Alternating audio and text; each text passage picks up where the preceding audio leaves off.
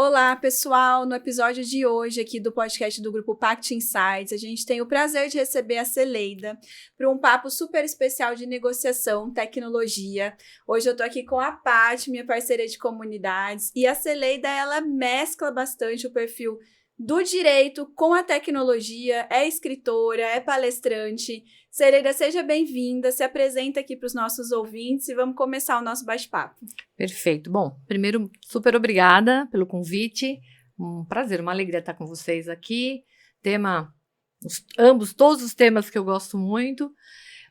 Bom, sou Celeida Laporta, tenho algumas formações, bem como você falou, bem multidisciplinar. Então, só para resumir, tenho a formação em tecnologia, em matemática, em sistemas e no direito. Então, acho que são duas áreas que eu me apaixono muito, aí o direito e a tecnologia, e trabalho bastante com as áreas de autocomposição, mediação, negociação e heterocomposição e arbitragem. Então, tem um leque aí de muita coisa para falarmos. Atualmente também coordeno pós-graduações, escrevo alguns livros, artigos.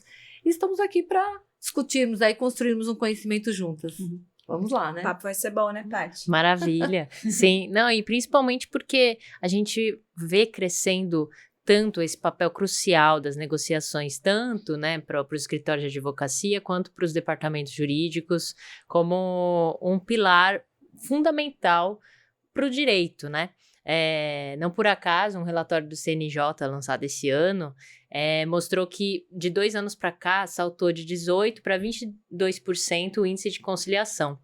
Mas tem uma questão, apenas 50% dessas conciliações foram homologadas. E aí, nisso eu já engato para a nossa primeira pergunta. Na sua visão, né, a gente está vendo essa onda de negociação se engrandecer. Mas quais ainda são os pilares que estão fracos? Ou seja, quais são os principais desafios para a gente realmente aqui no Brasil ter um ambiente negociador forte e que as pessoas confiem nessas metodologias? Todo um modelo de construção. A minha formação no direito, eu sempre trago isso nas palestras, nós já tivemos juntas, eu vim da área de tecnologia, depois fui para o direito, e no direito eu sou tributarista de formação, e pelo direito eu conheci a arbitragem e a mediação.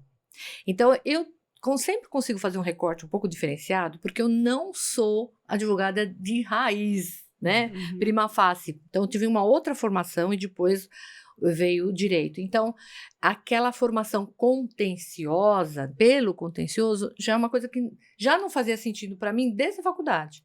Por isso que eu acho que logo que eu me engajei, o tributário, claro, eu gosto, etc., mas eu me engajei muito quando veio a Resolução 125, 2010, começaram a desenvolver mais políticas públicas, depois nós fizemos a lei de mediação, 2015, a 340, então eu comecei a falar, pera, isso faz sentido. Então, para trazer a tua resposta, precisa fazer sentido para o operador do direito, para o advogado.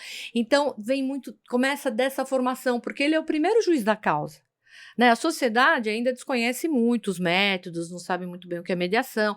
Negociação ainda é aquele conceito daquela negociação, negociação onde eu arranco tudo que é do outro, e não é mais esse modelo, isso não tem mais cabimento para a nossa sociedade atualmente. Então, a sociedade ainda tem um desconhecimento. Então, quem tem que fomentar isso? São os advogados, dentro da academia do direito.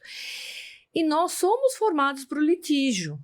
Então, precisa fazer mais sentido de que o litígio é uma das soluções, como trazer para uma autocomposição também.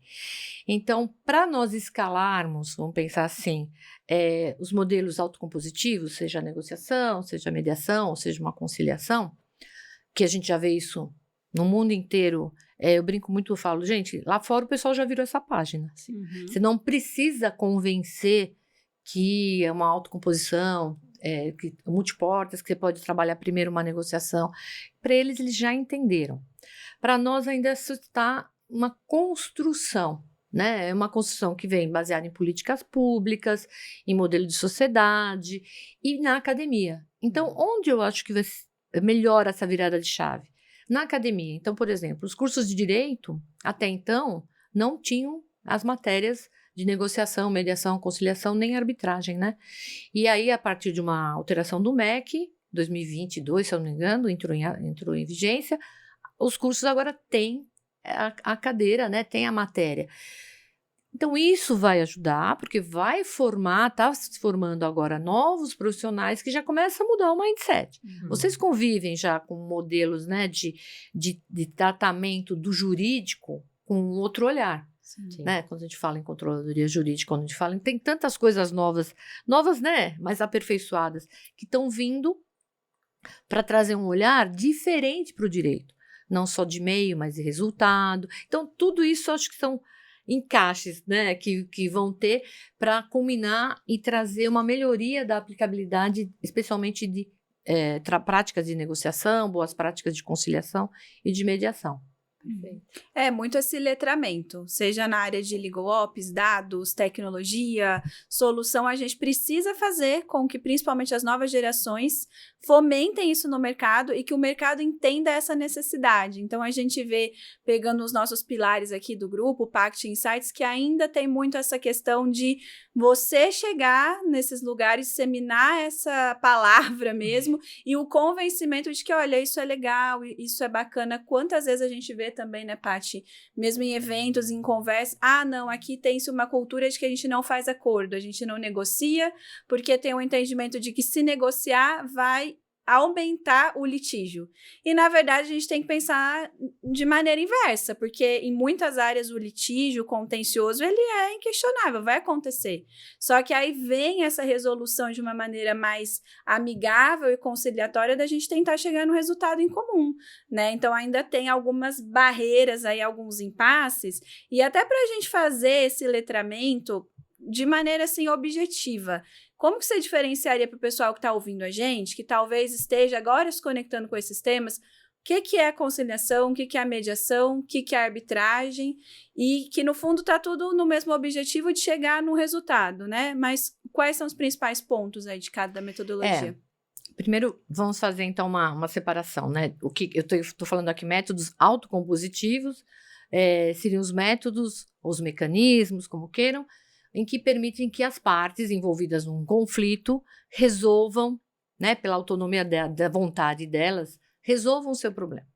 Então, aí nós temos os métodos autocompositivos, que seria a negociação, a conciliação e a mediação. Vamos pensar, fazer essa separação. A arbitragem é um heterocompositivo. Na arbitragem, tem toda uma série de características de celeridade, especialidade, mas na arbitragem você tem um terceiro, que é o árbitro, que está juiz ali da causa enquanto árbitro, na esfera privada, que esse vai julgar. Então, a arbitragem, você tem alguma semelhança em relação ao quando você busca o judiciário, porque você está buscando um terceiro que vai julgar, nesse aspecto, que é o árbitro. Só que ela é um procedimento mais célere, ele tem confidencialidade, ele é muito mais, o procedimento é mais enxuto, então ele tem uma série de características, obviamente dirigido a direitos disponíveis, que trazem celeridade, economia processual, uma série de especificidade em frente ao que o judiciário te oferece. O autocompositivo, que é quando as partes resolvem ali os seus problemas, elas podem resolver através de uma negociação, entre elas diretamente, uma negociação assistida, que é um terceiro que vai ali ajudá-las, de uma certa forma, uma metodologia, ou através de uma mediação e conciliação. A mediação e a conciliação é um terceiro imparcial, mediador ou conciliador, que não vai decidir, que vai ajudar as partes a construir, eventualmente, uma solução, um acordo, mas vai trazer a facilidade dessas pessoas conversarem, se comunicarem, se colocar um pouco um no lugar do outro, trazer uma comunicação mais assertiva. Então, esse terceiro, que é o mediador ou conciliador, que nós temos uma diferença aí que é doutrinária, na realidade, né, em relação... Tem no nosso Código de Processo Civil que diferencia o conciliador de mediador. Mas, na prática, a gente tem uma similaridade. Vamos pensar de uma forma um pouco mais objetiva para quem estiver nos escutando. É um terceiro, né, que estuda, que se prepara, que tem técnicas, que tem metodologia, que vai ajudar a melhorar aquela comunicação. Porque se as pessoas estão num conflito, gente, elas não têm confiança uma na outra, uma acha que está certa, a outra acha que está errada, né? É conflito, é embate. Então, elas não se comunicam, porque se elas se comunicassem adequadamente, elas já teriam resolvido o problema entre elas. Então, é óbvio que a comunicação está ruim, ou fala uma coisa e tu entende outra, e aí vai, né, você consegue evoluir para uma série de coisas. E aí esse terceiro, seja ele um mediador ou conciliador, ou às vezes até um negociador que faz uma negociação assistida, depende um pouco dos critérios, porque assim, o negociador, ele já trabalha com critérios mais objetivos, né? Ele não vai trabalhar tanto o conflito. O conciliador e o mediador, especialmente o mediador, ele já trabalha um pouco mais com os critérios subjetivos, ele vai trabalhar um pouco mais aquele conflito, vai fazer com que as partes se expliquem o que elas querem e por que elas querem, porque nós temos um problema, nós falamos, eu quero que você me pague, eu quero o divórcio, eu não quero pagar, e eu não quero dar o divórcio, que é a posição que cada um quer. Isso todo mundo já sabe, e é normalmente isso que vai lá para o judiciário.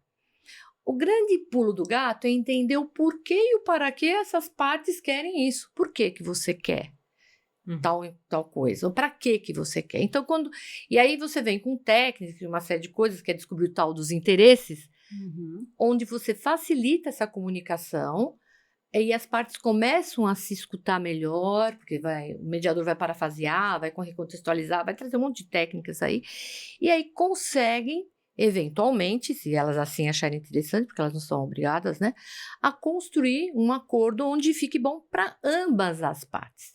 E aí eu acho que consigo trazer uma resposta para melhor até para a sua pergunta, Paty. Nós, aqui no Brasil, nós temos muita dificuldade de assumir responsabilidade, né? Nós brasileiros somos sensacionais, mas nós temos um pouco disso. A culpa é sempre de quem?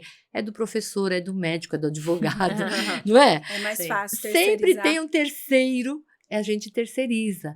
E quando você fala em autocomposição, quando você fala vamos mediar, vamos conciliar, envolve uma responsabilidade de você assumir e reconhecer que você está diante de um problema que depende de você e da outra parte, e que vocês precisam aprender a se comunicar, e que você tem que ganhar e ceder ao mesmo tempo. E que você tem que cumprir também aquilo que você está colocando ali. Então, existe uma certa maturidade para nós mudarmos esse mindset de, eu terceirizo, deixa o juiz decidir sempre para mim tudo, para um modelo de, deixa eu ouvir a outra parte, deixa eu entender o que está acontecendo, e vamos tentar construir alguma coisa juntos aqui. É sempre isso? Não. Não é tudo mediação, como também não é tudo judicialização. Mas precisamos virar essa página, como eu estava falando, saber que também temos essas possibilidades. Então, essa resistência que você estava falando, né, é o que nós encontramos. Eu tenho uma câmara de mediação e é o mesmo problema, né? Esse embate de, não, nós aqui não fazemos acordo. Mas eu não estou te perguntando se você quer fazer acordo.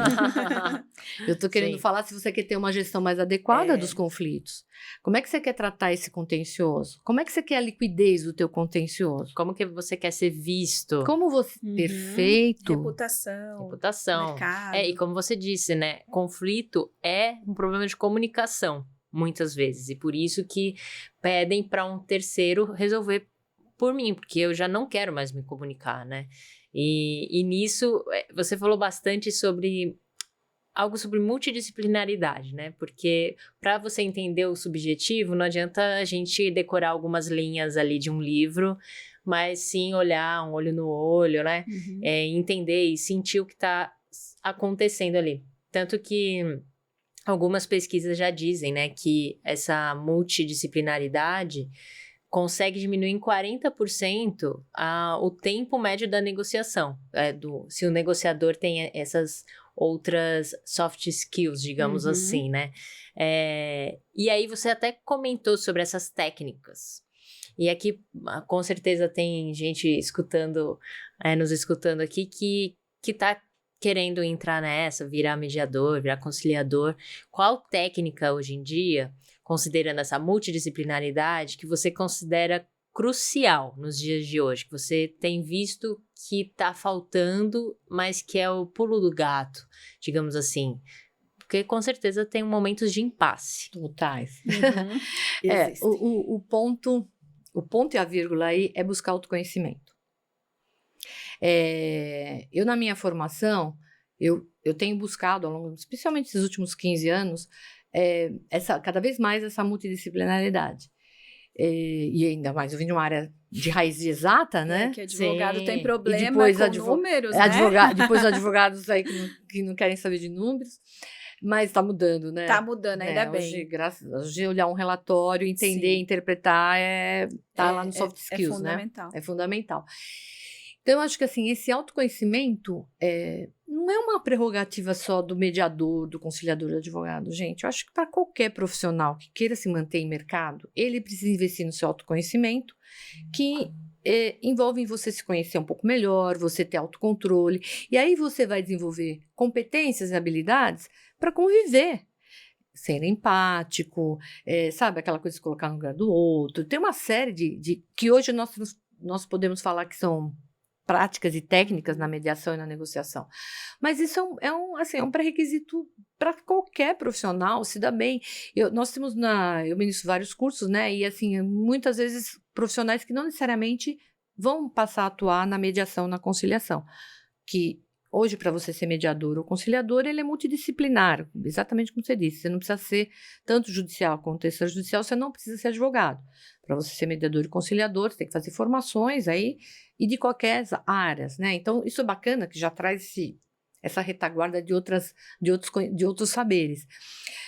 Mas eu falo, tem que investir muito nesse autoconhecimento para aprender a se comunicar adequadamente, entender o outro, fazer a gestão adequada do conflito. Então, o mediador, aí já trazendo, ele tem que investir continuamente, porque ele lida com conflitos e aí ele vai ajudar, vai facilitar na gestão desses conflitos sem julgar. Uhum. E não julgar, gente, é muito difícil. Né?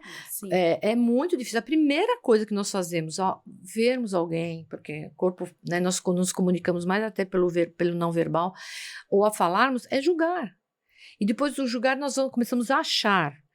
E achamos que achismos. Então, o mediador, para você estar ali fazendo a gestão de um conflito, auxiliando as partes, e sem julgar, sendo imparcial, sem achismos, precisa de muito autoconhecimento. E aí o pulo do gato, além de investir nesse autoconhecimento, é você estudar as técnicas, tem várias técnicas, né, que nós usamos, e é óbvio que a prática de você trabalhar fazendo mediações nas mais diversas áreas, porque hoje ela é cabível onde houver conflito, né? Então, você tem na área laboral, a endomediação, você tem na empresarial, você tem recuperação de empresas, você tem franquias, você tem na área civil, consumidor. Gente, você olha os dispositivos de lei nossa, cada vez estão recepcionando mais métodos adequados, tem sempre uma leizinha lá falando, olha, usa negociação, usa mediação, usa conciliação. Para quê? Para poder oportunizar as pessoas a tentarem primeiro uma possível solução.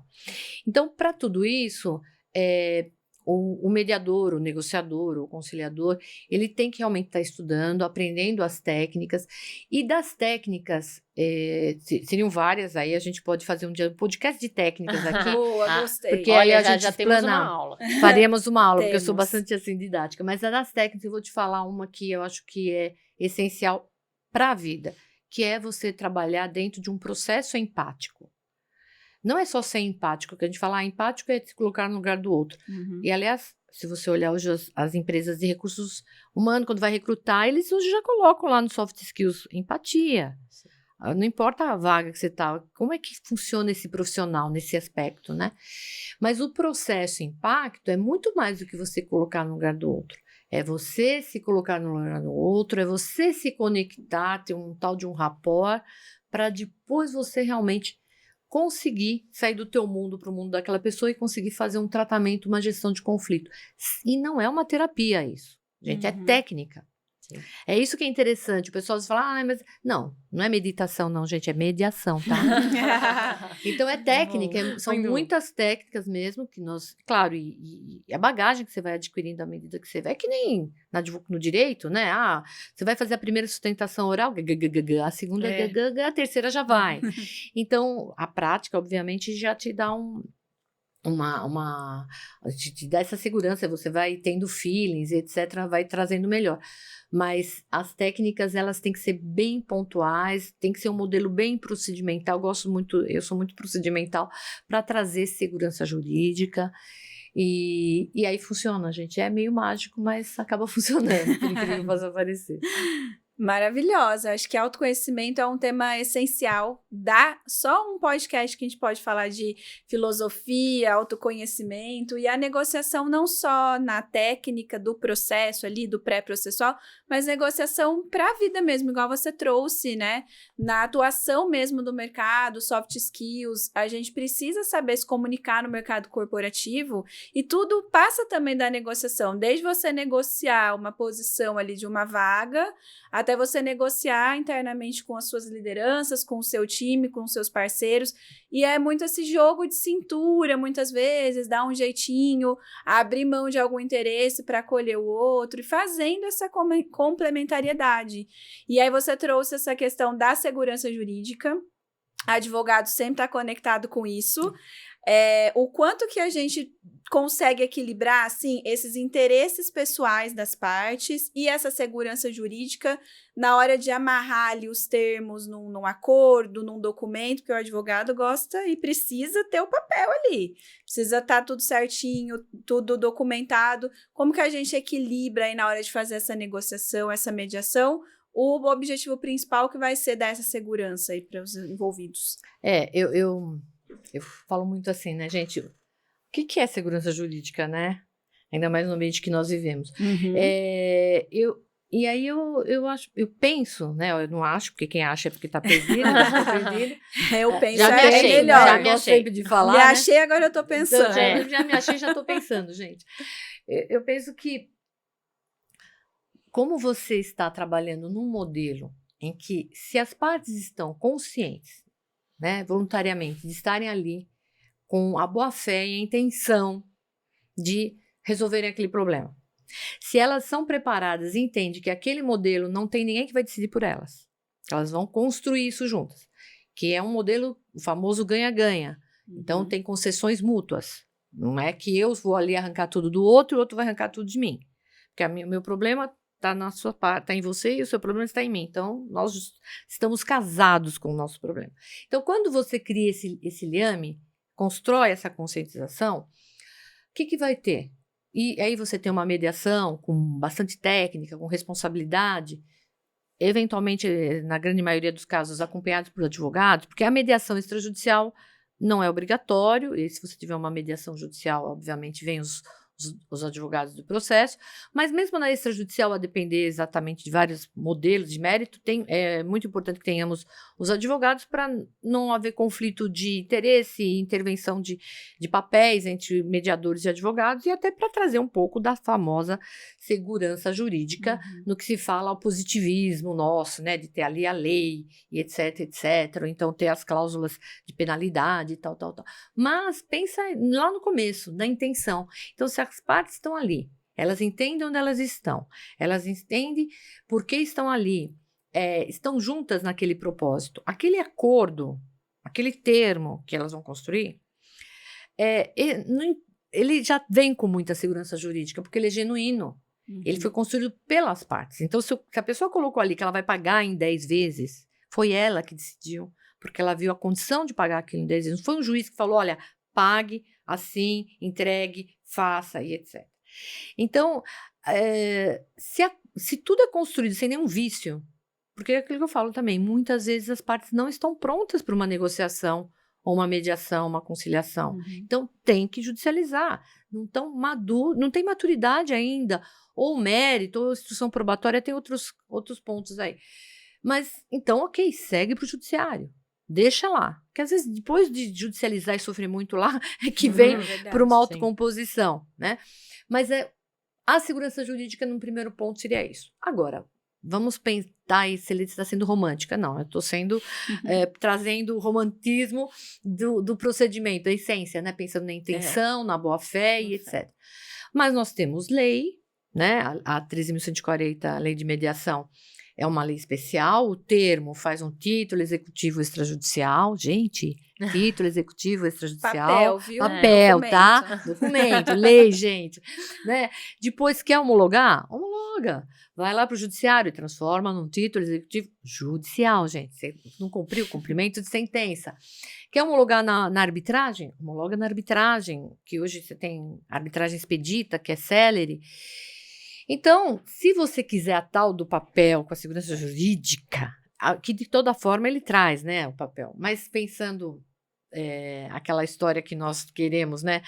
Outro dia, só fazer um parênteses aqui, encaminhando um contrato para um cliente, e aí ele não se conformava, ainda existe isso, tá, gente? Que era assinatura digital, porque não ia ter validade. Como que eu não vou fazer a autenticação da firma? Então, nós somos muito atrelados ainda nisso, né? Nessa coisa, eu quero papel, eu quero assinatura, eu quero a lei. Eu quero aquele carimbo. Eu quero o carimbo, tá tudo certo, gente. Então, no que se refere à mediação, arbitragem, negociação, e também, a arbitragem especialmente, a gente faz coisa julgada, tem lei, traz segurança jurídica. Então, aí pensando nessa parte mais sistemática, então, para trazer melhor essa segurança jurídica, estejam acompanhados com advogados, né, na mediação, na negociação, na arbitragem sempre, que vai fazer a devida consultoria jurídica ali, vai ver os interesses do seu cliente, não vai deixar você assinar a venda da lua lá, aquelas histórias, né? E agora, gente, é aquilo que eu falo, às vezes você pode ter a melhor sentença, né, a melhor acórdão, e você ganha, mas não leva. No judiciário a gente ouve muito isso, ganha, né? Mas não leva. E o conflito continua. Porque nós temos um ponto, quando você bate no judiciário, o que você está pedindo para o judiciário? Você está falando, decide por mim, sei lá o que seja, mas decide por mim no divórcio, na compra, na venda, não importa o mérito. Decide por mim, porque eu tô certo e o outro errado, ou então o outro vice-versa, e me entrega uma sentença. Eu estou batendo lá para comprar uma sentença, mas eu não estou comprando a efetividade dessa sentença, o cumprimento dessa sentença realmente, a resolução do conflito, a continuidade daquela relação jurídica que eu tinha ali com aquela pessoa, com aquelas empresas, que isso também é muito importante. Então, trazer cada vez mais, a gente, né, quem fala de mediação sabe de conciliação de arbitragem, a gente está sempre falando a mesma história, blá, blá, blá, blá, blá, né? Mas tem que fazer esse blá, blá, blá, blá, blá, para trazer essa conscientização de mostrar ao pessoal, oportunize. Se você não conhece, dê a oportunidade de conhecer. Porque no pior cenário, ainda que você não faça um acordo, né, você vai passar por um processo dialógico muito, muito gratificante, onde você vai conseguir entender o que está acontecendo ali, seja uma pessoa física, pessoa jurídica, duas empresas, e quaisquer que sejam os méritos que sejam discutidos. Então, é muito gratificante você passar por esse processo dialógico e entender realmente o que o outro está pensando, o que o outro quer, qual que é o interesse real dele, e o outro também entender o seu, porque tudo é problema de comunicação, gente.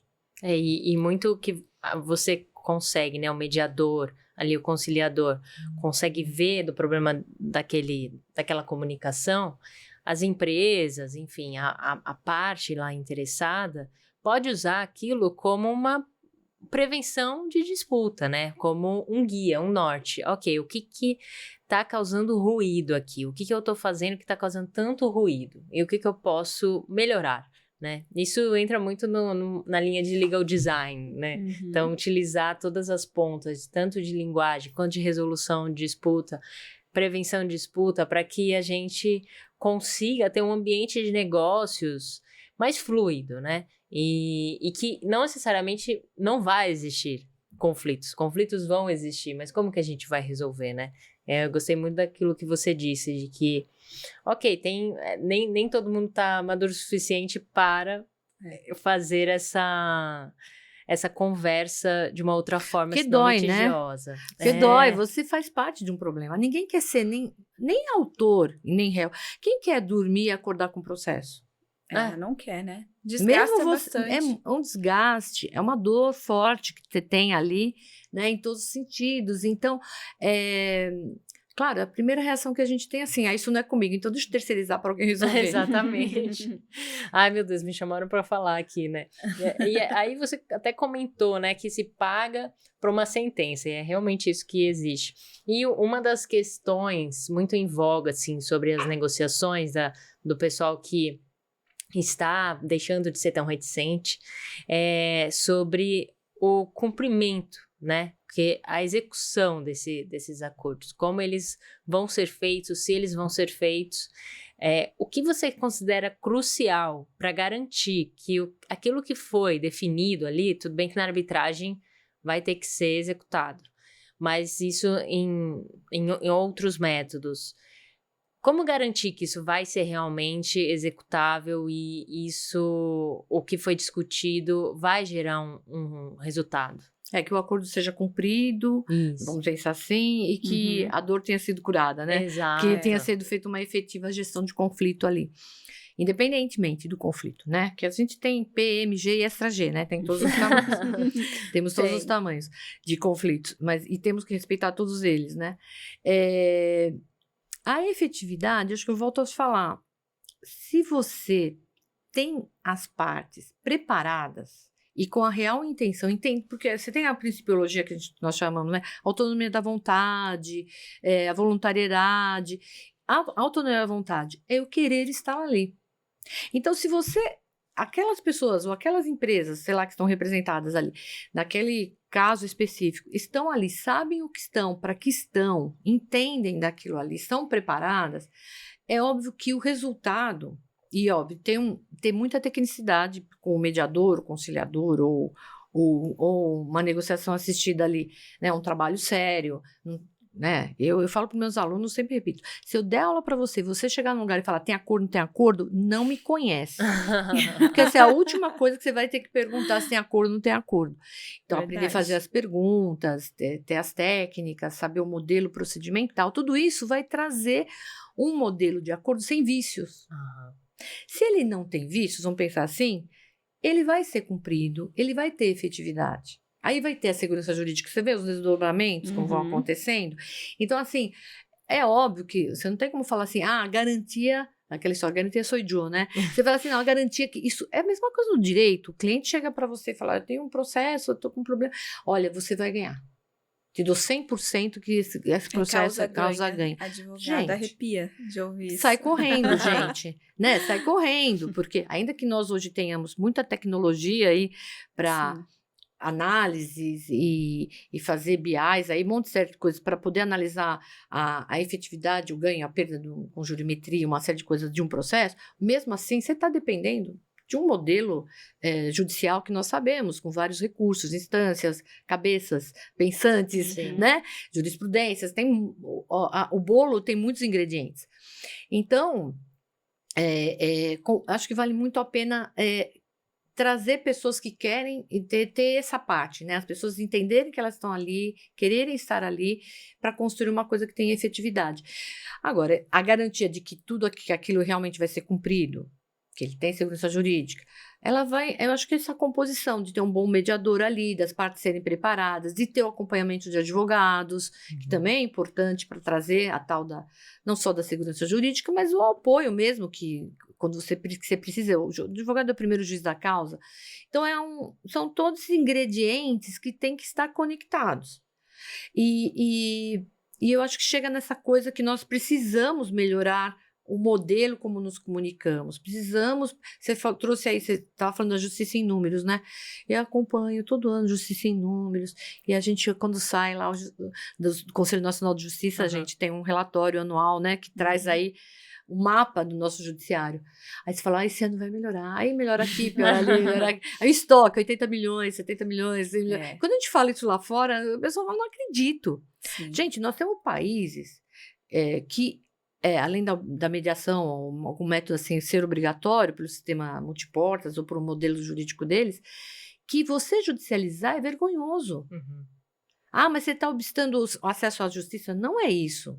É usar o judiciário para aquilo que ele tem que realmente ser também utilizado. Sim. Porque realmente tem muitos casos que direitos indisponíveis, situações em que você tem que ter uma instrução probatória muito grande, sei lá, tem várias situações. As partes não estão maduras para resolver aquilo, mas tentar, primariamente, né, essa negociação, essa mediação, isso é uma questão, gente, é que é tão óbvio, né? Mas que a gente tem que estar trazendo. E hoje a gente consegue ver tudo se conectando com compliance, com governança, com práticas, com nas controladoras jurídicas, com legal ops, nas ouvidorias. Olha, você começa a ver como é que está esse ecossistema e tem que conectar, e tem que trazer esses modelos de comunicação mais assertivas para todos esses ambientes, e especialmente quando chega aqui, bate aqui na nossa área, né, do direito, e que traz, às vezes você fala assim, o advogado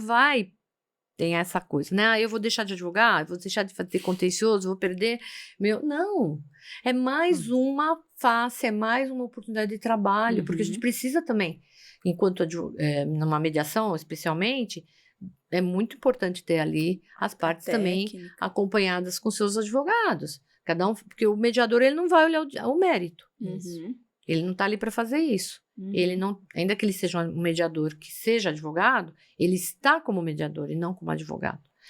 Então, você não tem como, né? Ali cada um no seu papel. Então, é importante que esse bolo seja composto com esses ingredientes aí, né? É muito bom. Você trouxe, assim, pontos essenciais para a gente ir também fazendo grandes amarras aqui da conversa, que é, primeiro, essa necessidade de termos especialistas. Tanto o advogado, o mediador, o conciliador, e a Pact, ela se preocupa muito com isso, né, Paty? Da gente ter a capacitação dos times de negociação para entendimento ali do risco do negócio, entendimento do processo, e aí quando o time vai negociar com os advogados da outra parte, de técnica para técnica, ser algo mais balizado e ter uma igualdade ali de tratamento. E não é só no achismo. Então, hoje a gente tem tecnologia, a gente tem dados, a gente tem indicadores que conseguem dar um norte maior para essas negociações.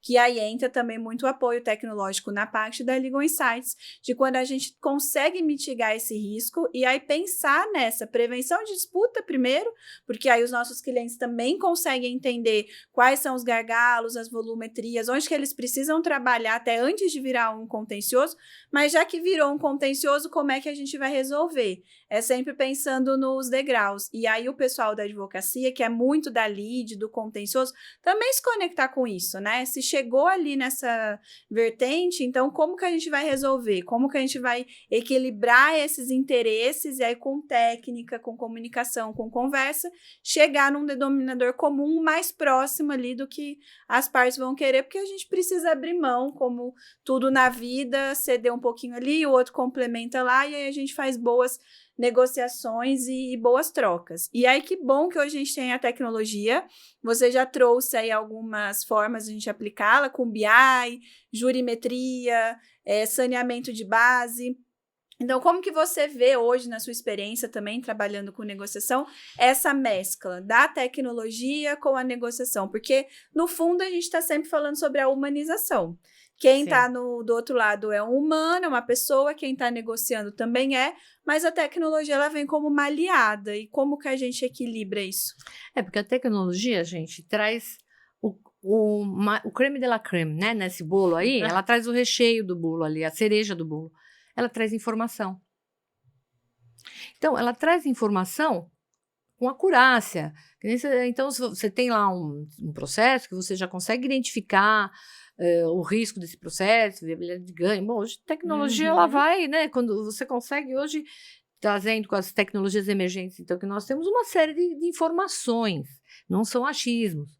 Então, você tem mais um ingrediente aí que é fantástico para você poder trazer essas informações para uma mesa de negociação, né? Que são critérios bem objetivos que você tem ali sobre, olha, sabe qual vai ser a duração desse processo se continuar? Qual a percentagem de ganho, de perda? Como que está a decisão aqui? Como é que não está?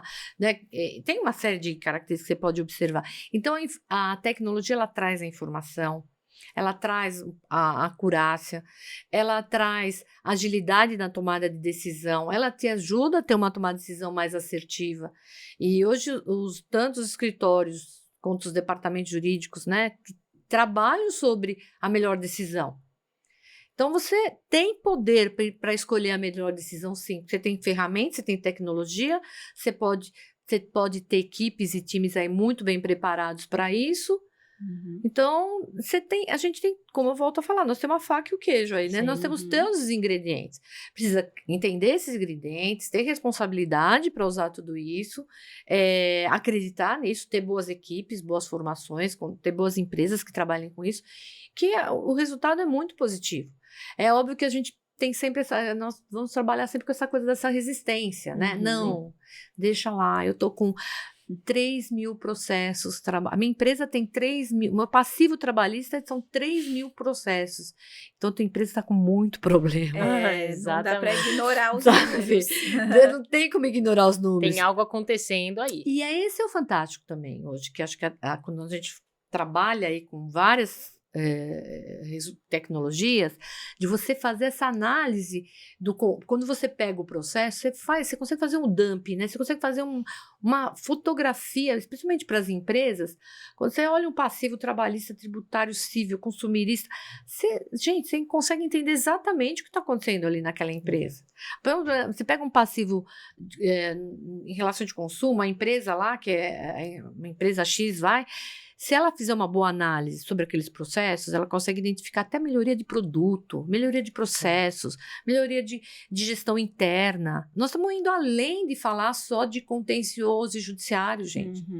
Nós estamos falando de melhorar os negócios, de ter gestões melhores. Então, assim, você vai alargando, vamos pensar assim, e você consegue trazer tantos benefícios que eles superam, acho, aos tais malefícios que são o desconhecimento, né? O desconhecimento da coisa. Não, deixa lá, esse processo vai ficar 15... Gente, eu sou parte de um processo, de um valor, de uma ação do meu avô, coitado, já falecido, faz 50 anos que esse processo. Ai, meu Deus. muito desgastante, né? Gente, você acredita? Esse processo é de 1965. Existe um número, gente, 1965, tá? É inacreditável. Sim, é inacreditável. Mas e tem muitas coisas assim, né, que a gente for olhar. Então, tem tantos mecanismos, nós temos a tecnologia, nós temos metodologia, temos ferramentas, temos profissionais se preparando cada vez mais para atender e trazer essas soluções para as empresas e para as pessoas, né? Exato, e isso da tecnologia como crème de la crème, né?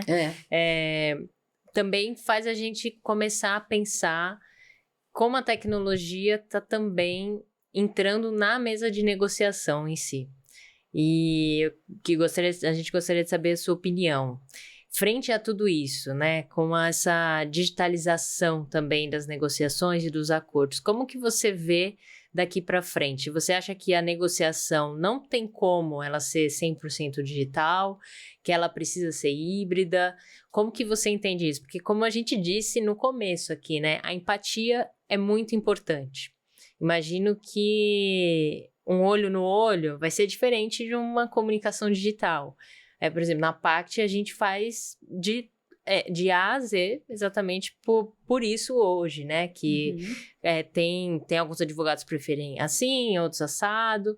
Mas na sua visão, qual que é o futuro? Será mais digital, híbrido? Vamos voltar para algo mais... A idade da pedra. Exato, Eu fiz mestrado meu mestrado foi em Direito e minha área de pesquisa foi Online Dispute Resolution, né? ODRs. E eu sempre comento isso, quem me acompanha sabe. Eu lembro que na época, quando eu falei que eu queria falar sobre isso, porque nós já fazíamos mediações online, aí nós estamos falando de um tempo que a gente nem tinha Zoom e todas essas coisas que nós já temos de videoconferência, esses tiques, né, que nós foram evoluindo aí. E eu levei paulada, vamos dizer assim, né, porque ninguém acreditava muito aqui, né, por quê? Porque a essência da mediação, conciliação é o face-to-face. É o olho no olho, como você disse. Como que... Pera, agora que nós entendemos que tratar o conflito, é estar próximo, é olho no olho, é humanização. Vocês vêm falar de fazer uma online, fazer a coisa na forma virtual, online, tem vários recortes que a gente pode trazer aí. E apanhei bastante, mas felizmente, né, deu certo. Porque aí também acho que nós temos a pandemia, que foi realmente é um marco, né? Quando que nós podíamos imaginar que nós teríamos aí as aulas EAD, as palestras, os seminários, as audiências. Sim. E aí teve toda uma transformação tecnológica, né? Aí veio o IA, veio o metaverso, que vai voltar forte logo aí. Daqui a pouco a gente vai estar aqui totalmente imersivo, né? Se deixa passar o hype aí da IA, vocês vão ver. É verdade. Tem as tecnologias vão e voltam também. Que tem muita coisa acontecendo em metaverso aí, gente. E então... existia essa preocupação, Paty, né? Já quando eu começava a falar, falava-se muito de mediação online, mediação virtual, das online dispute resolution, das plataformas de resolução de conflito. Não vai humanizar? Vai estar tudo muito automatizado? E aí depois as coisas vão decantando, né? Elas vão se ajustando, vão ficando híbridas, vão se misturando. Falar o que vai ser exatamente, eu estou fazendo doutorado e eu estou trazendo para o meu doutorado, eu faço doutorado também com uma área de IA, e eu estou trazendo umas loucuras minhas aí, né? E eu acredito muito também que o metaverso, quando voltar, ele vai vir firme, vencendo todo o problema de inoperabilidade, né? Que acho que foi um dos entravos, que é conseguir fazer tudo se comunicar melhor, vamos pensar assim. Mas eu acredito que a gente tem que olhar muito as gerações, o público-alvo. Né? Então, quando você falou assim, nós aqui na Paty fazemos negociação de A a Z. Por quê? Porque você vai olhar o teu público-alvo. Você vai encontrar lá o advogado que você está fazendo o acordo, que ele quer fazer virtual. Tem aquele que ele quer sentar na mesa, tem aquele que quer o caderninho, tem aquele que quer fazer tudo digital aqui, ó. Já nem tem tela mais, né? Então, depende muito desses atores que nós vamos ter. E temos que pensar quem serão os atores futuros. É a geração que está sendo totalmente digital. Totalmente digital. Então, para essas gerações que estão chegando e que serão os nossos clientes e futuros clientes cada vez mais, e tomadores de decisões... Talvez isso seja tudo muito simples para eles. Trabalhar no screen to screen, que já é muito simples, mas resolver tudo automatizado, ter um robô que resolva para mim, ter uma IA, vão ser formas com muita aderência. Entende? Como tudo isso vai decantar em relação à humanização, em relação a essa parte que nós temos, né, da nossa essência, das nossas intenções, das nossas emoções, nós realmente não sabemos, né? Hoje a gente já tem aí tecnologia para trabalhar emoções nossas daqui a pouco melhor do que nós mesmos. Eu acho que existe um computador em algum lugar do mundo que sabe mais de mim do que eu mesma. Não, um computador quântico, algo assim, né? Não nem precisa ser um quântico. Acho que o Google já sabe mais de mim, porque ele sabe o que eu compro, o que eu gosto, o que eu como, onde eu vou, né? A nossa vida está toda rastreada e já está toda analisada. Então, por que não? Se eles sabem mais de mim do que eu mesma, daqui a pouco eles entendem mais as minhas emoções, as minhas decisões do que eu mesma.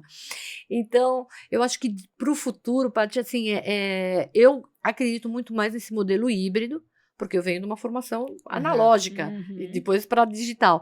Então, eu gosto desse modelo híbrido por conta dessa humanização que a gente consegue trazer em diversas situações que são necessárias. Dessa empatia, dessa empatia. Eu gosto um pouco disso, mas aquelas coisas do caso concreto, do tipo de negociação, se você também está trabalhando com uma plataforma que traz para escalar volume, etc. Mas dá para você desenhar, e vocês sabem disso, vocês fazem isso também, dá para você desenhar essas soluções combinadas, né? Quando você entende qual é o problema do cliente, como é que está aqueles processos, sejam judicializados ou não, quais são os méritos, a região, tudo, né? Você faz toda aquela análise, traz a tecnologia com resultados que te ajudam.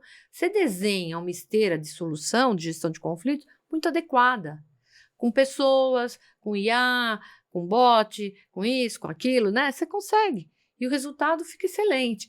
Então, eu acho que assim, não me preocuparia muito mais assim, se ela vai ser totalmente automatizada, com IA, com não sei o quê, ou se ela vai ser híbrida.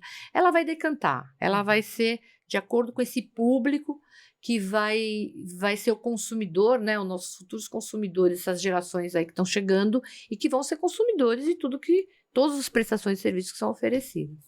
Querendo ou não, é uma empatia, é uma maior empatia que a gente precisa ter, mesmo nos ambientes digitais. A gente acaba pensando que, não, agora tudo digital vai acabar a empatia. Mas o que você está nos trazendo aqui é muito pelo contrário. Só da gente perceber o outro, a necessidade do outro, pronto, já é uma empatia, né? Talvez a empatia ali com aquele advogado seja ser uma reunião no Zoom ou uma chamada no WhatsApp, né? E a empatia com o outro seja marcar um café primeiro para conversar, e, enfim. Eu acho que isso faz tudo ser tão multidisciplinar, né? Exatamente. E olha que característica está sendo... Vocês trabalham muito nisso também, né? De trazer essa janela para os colegas do direito. De falar, gente, vamos trocar um pouquinho de lente? Vamos colocar outras lentes aqui? Vamos olhar com outras lentes? E eu acho que tem uma geração chegando aí com bastante gás, com bastante receptiva para esses modelos, para esse direito, para essa advocacia 5.0, ou como queiram chamar, direito do futuro, né? Cada hora a gente... É tanto zero que a gente nem sabe a gente onde nem vamos sabe parar. mais, Mas é uma mudança. O direito está passando por uma transformação, gente. Sim, tranquilamente, não tem como negar isso. E tem muitas ferramentas, tem muitas metodologias, tem muita tecnologia, tem muita mudança de competências e habilidades para os profissionais chegando. Então, tem que estar atento também a isso, né? E aqui a hora voa, porque o papo é bom, a gente já sabia disso. Então, a gente vai se encaminhando aí para o final, mas sempre com esse convite aí para termos novos papos, novas interações. A gente vê também nessa área de comunidades, né, Paty, o quanto que as pessoas estão necessitando de conteúdo. Esse benchmark, essa troca, medição de níveis de maturidade, tem departamentos que estão mais à frente, ou os que estão começando agora a implementar legal ops, tecnologia, pensar em acordo, porque tinha essa cultura, existe essa cultura ainda muito do litígio, muito de vamos lá, depois no processo a gente resolve. E aí vem esse chamamento que a gente tanto trouxe aqui, exemplos, a sua vivência também, Celeida, de que estão olhando de uma maneira mais cordial para pensar na resolução, na prevenção e não só depois que vai para o judiciário, o que a gente faz. E aí, o que você deixa assim, de dica final para os departamentos jurídicos que querem começar a pensar mais nessas vias conciliatórias, para pensar mais no uso equilibrado da tecnologia, com essa abertura para fazer acordos, tanto para quem já está implementando, quanto para quem ainda vai começar? Como que a gente amarra aí essas pontas? Fazer a pergunta, né, para eles. A gestão do seu conflito dentro do seu departamento jurídico ou no seu escritório é sustentável?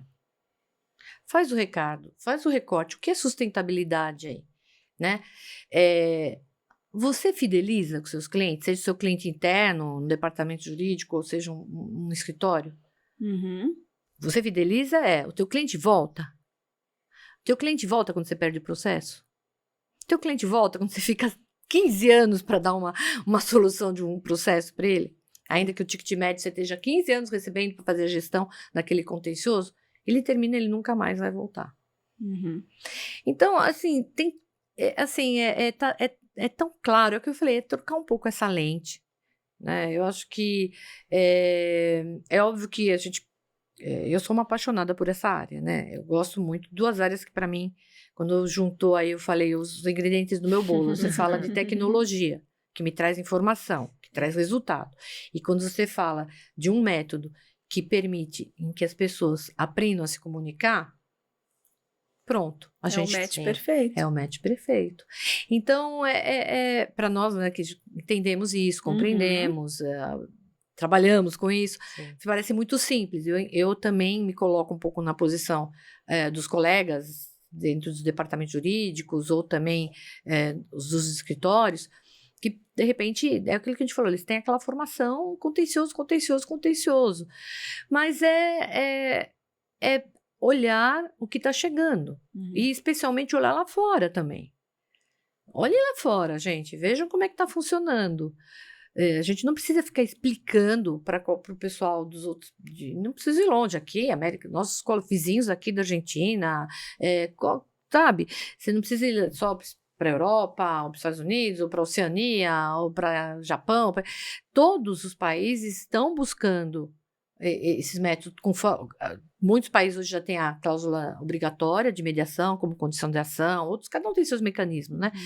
Então, gente, se está todo mundo, não é porque eu tenho que fazer o que está todo mundo fazendo, mas é uma onda, vamos pensar assim, que está vindo, né? Eu sei que aqui é difícil, a gente tem um modelo muito forte contencioso, a gente formado para o litígio, a gente, e temos uma seara muito propícia, né? Quando a gente fala em 80 milhões de processos, aí bate 78 milhões, 80 milhões, né? Então nós gostamos de um processo, por mais que ele nos faça sofrer, então tem esse contexto, mas é olhar que esse contexto vai mudar, está mudando, e que você tem ferramentas para mudar, para fidelizar com o seu cliente, para ter uma gestão sustentável em relação ao conflito no seu departamento jurídico ou no seu escritório. Então, a gente usa muito a palavra do acordo, que às vezes ela possa estar um pouco, aquela só tem acordo, tem acordo. Eu odeio isso, gente. Eu odeio, com todo respeito. Batida, coitada. Tem acordo, não é isso. Tem acordo, Talvez melhor assim, vamos conversar, né? Seria um pouquinho melhor. O que nos traz aqui hoje. O que nos traz aqui, né? Uma conversa. Mas oportunizem-se. Acho que a dica é essa. Se você não conhece, como é que você pode criticar uma coisa que você não conhece? Se oportunize. Né? Porque, como a gente sempre fala, nós sempre falamos, no pior cenário, que seria o pior cenário no sentido de, você não chegou no tal famoso acordo, você passou por um processo, e que não vai macular lá, depois se você quiser brigar, judicializar, fazer o que você quiser da sua vida, né? Mas te traz uma diferença. E até para encerrar, eu estava uma hora falando dos cursos, né? Eu percebo muitos alunos vêm para fazer curso de mediador, conciliador, negociação e tal, mas não vão atuar como mediadores, negociadores. Vão continuar trabalhando como advogados ou outras áreas, né?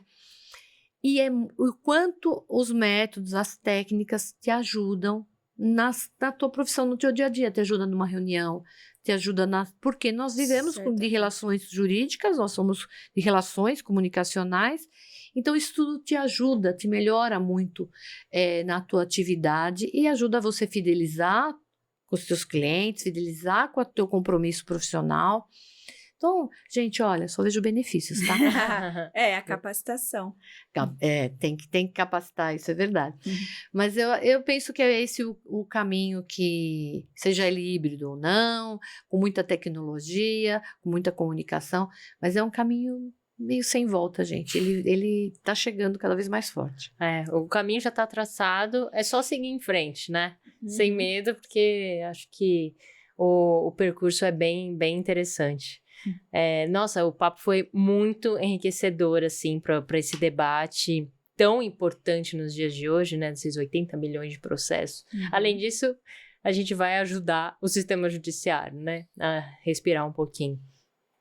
Mas aqui a gente quer agradecer, Cileida, por você ter aberto esse espaço, esse diálogo com a gente, tão bom, né? Sim, foi ótimo. A gente encontrar interlocutoras que nos dê ainda mais combustível para a gente pensar além do óbvio, né? Sobre esses assuntos, né, Ela? Foi incrível. A gente sempre aprende muito aqui nos papos. A gente contribui e aprende também. Com certeza os ouvintes também vão trazer ótimos insights e levar isso para dentro do seu jurídico, do seu departamento, do seu escritório. Contem conosco aqui. Sim. A gente falou muito de especialização, de oportunidades.